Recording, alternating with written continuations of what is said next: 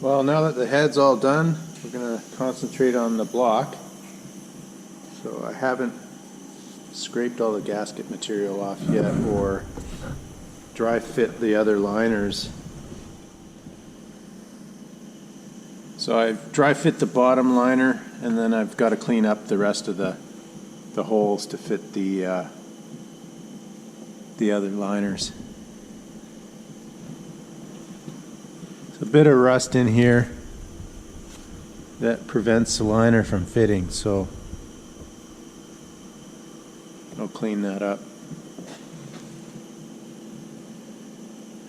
And all I use for that is a wire wheel on a drill, a soft wire wheel, so it doesn't score the holes.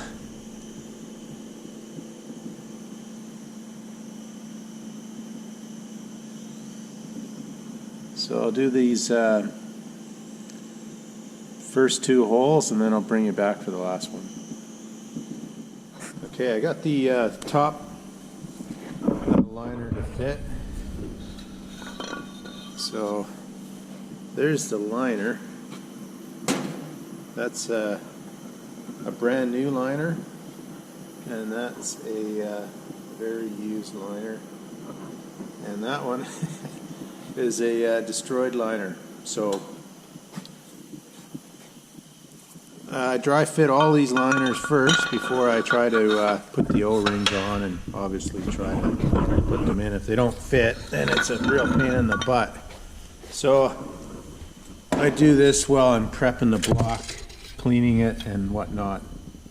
So I've cleaned that bottom one. The middle one's pretty good, except the liner won't fit. And they came out really rusty, like those liners I showed you there. See, that won't go. I mean, you can hammer it in, but that'll put pressure on the liner and possibly scuff the piston. It'll deform the bottom of the liner and maybe scuff the piston. So you don't want to do that. So we're just going to go in here with sandpaper and lightly sand this whole area here. I can feel some rough sections on my finger there. So I bet it's just the rust. Yeah, the rust on the very top here. So all I'm going to do is run some sandpaper through this lightly, and then keep checking that liner. And that's all there is to it.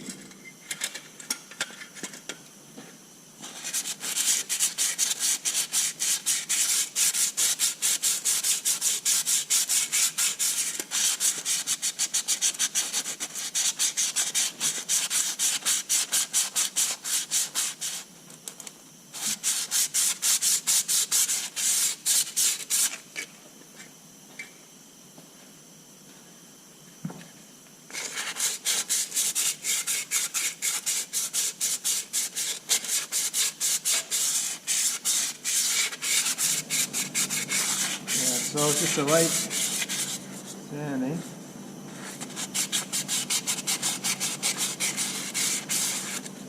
And then I'll try fitting that again.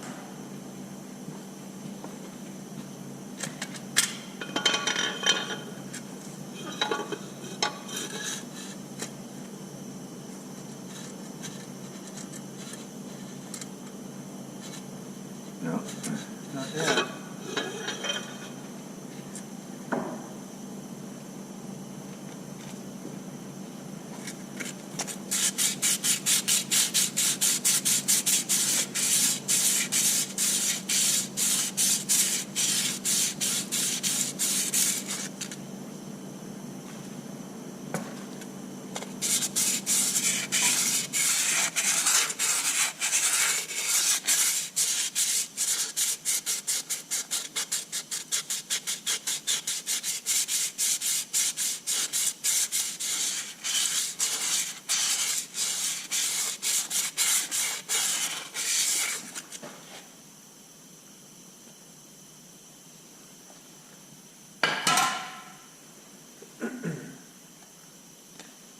Give it a bit of WD-40.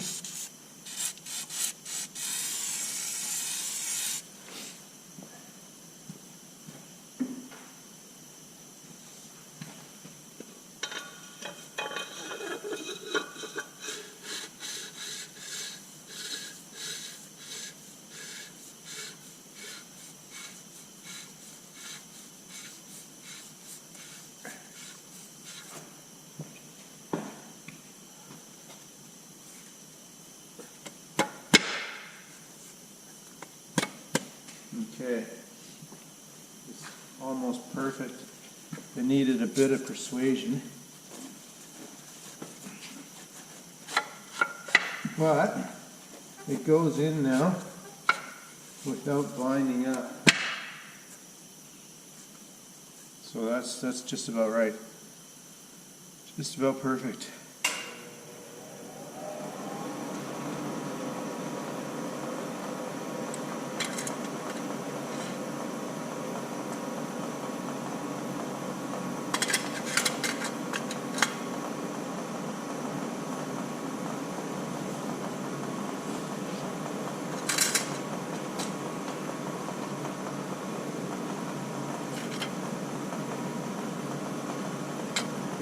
So there you go, that's all there is to it.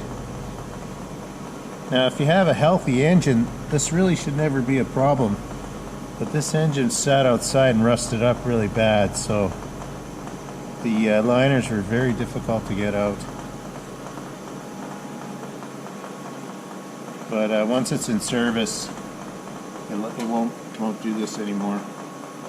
It'll be nice and clean. The liners will pop out easy. So there you have it, guys. Let's just try fitting liners.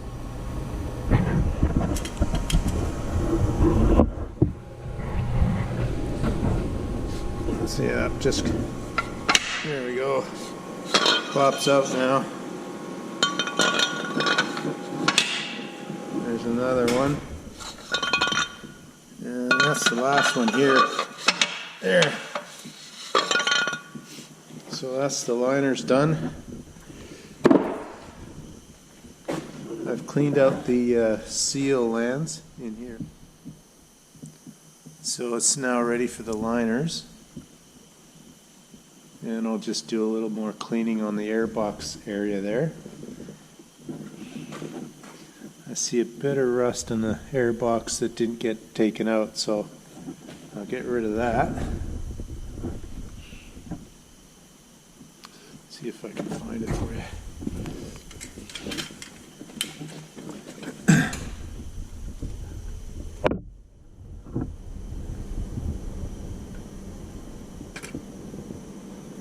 Yeah, it's pretty hard to see, but there's a little bit of loose stuff in the bottom in there. I'll just clean that up with a wire brush, just so that stuff doesn't get loose. Because if it gets loose, it just goes into the intake and scuffs your pistons. But it's pretty clean. So that's what I'll do next. Clean that up a little bit.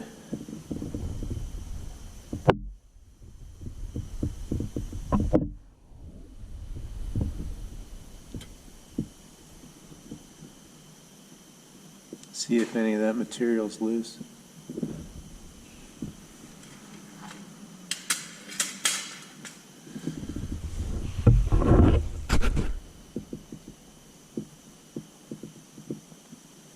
All right, on further inspection, it turns out that's just casting material, and it's not going to come out. So that's it. I'll just blow this out with some air after I do the gasket surfaces, and then it's on to pulling those bearings out. So for these gaskets, I just use a knife and then scrape that off. Get it nice and clean, and then give it a rub with some sandpaper. Just a very light rub.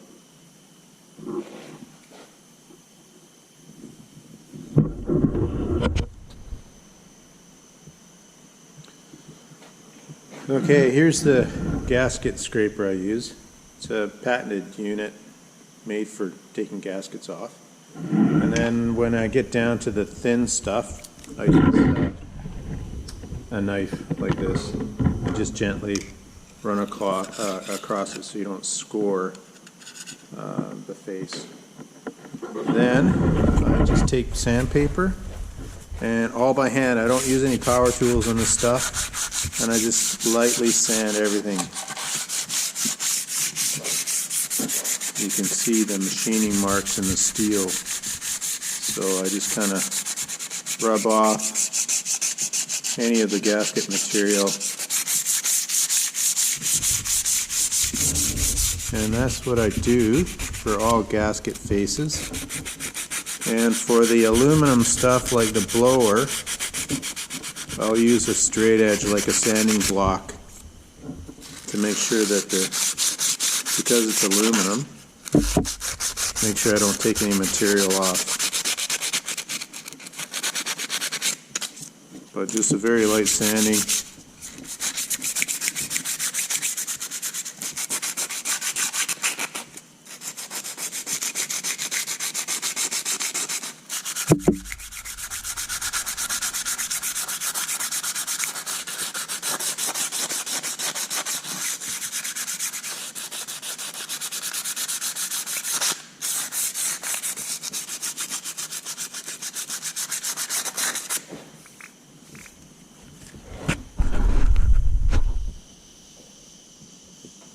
All right, it's all cleaned up and ready for the rear cover now, and that's over here, so that's what it looked like when I took it off.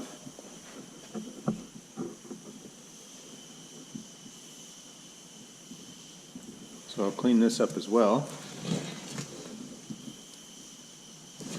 So I'll clean that up for installation, and should be nice.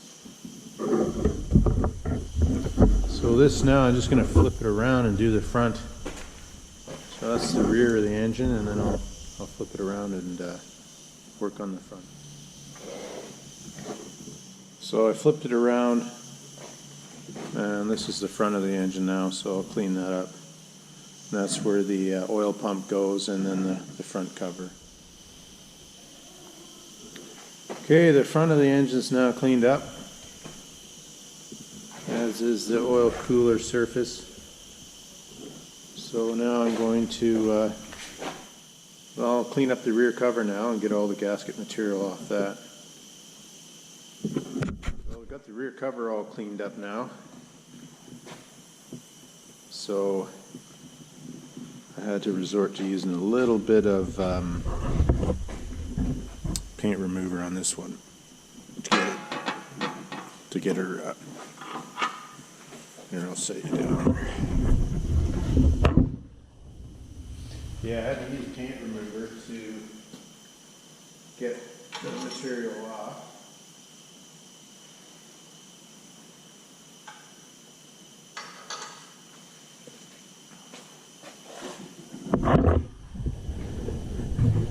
So there it is. That's the housing side. So cleaned up really nice.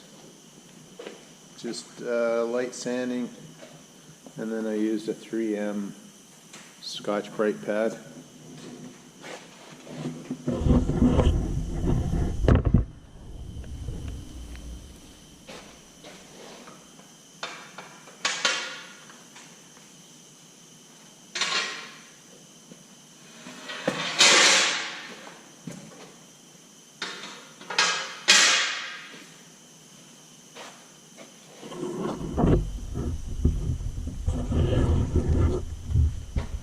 There, so it's ready for gaskets now. So the next step is to pull these bearings out. I'm going to make a bearing installer.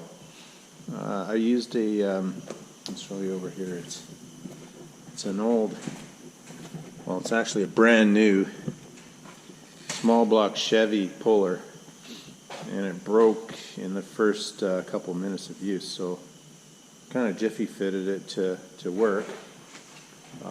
But when I install the new bearings, I'm going to make a bearing installer on my lathe, and it will resemble something like this with a hole through the middle, and I'll have a threaded rod on it to pull the bearings in.